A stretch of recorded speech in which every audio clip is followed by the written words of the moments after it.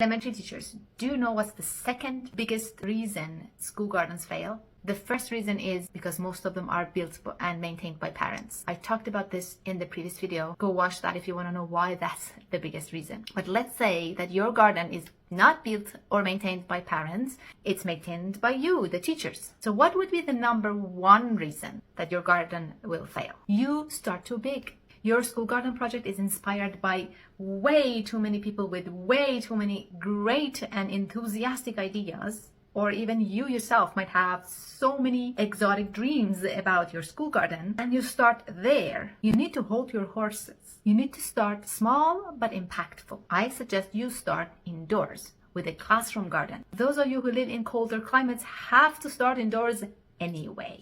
That's what the teachers in my Oasis Classroom series of programs do. And what they grow in the first year is really impactful and amazing. A classroom garden with over 20 varieties of veggies and fruit seedlings, donated, given away, gifted, or even sold by the students to raise funds for the school. Such an impactful endeavor, but so easy because it's all in your class, with your own students, under your control, in your instructional time, connected to your curriculum, all done by your students without any headaches of getting approvals, going after big amounts of funds for raised beds and stuff like that, worrying about summer, organizing people, none of that.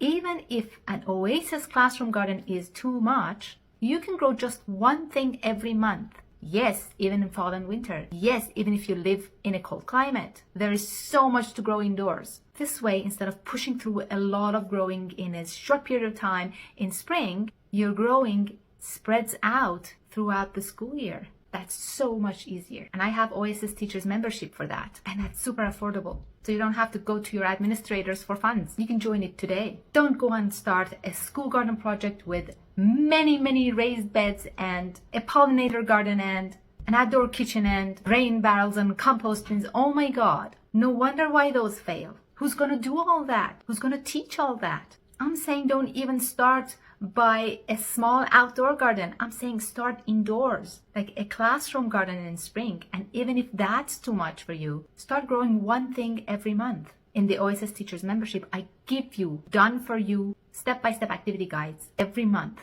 You just take it and run with it in your class. Start there, then move your way up to a classroom garden and then a small school garden and then expand that. This way you'll have the best chance of success. And what you build at the end of the day works well, a sustainable, impactful school garden. Otherwise, your garden is going to join the dreadful statistics of all the other school gardens that fail.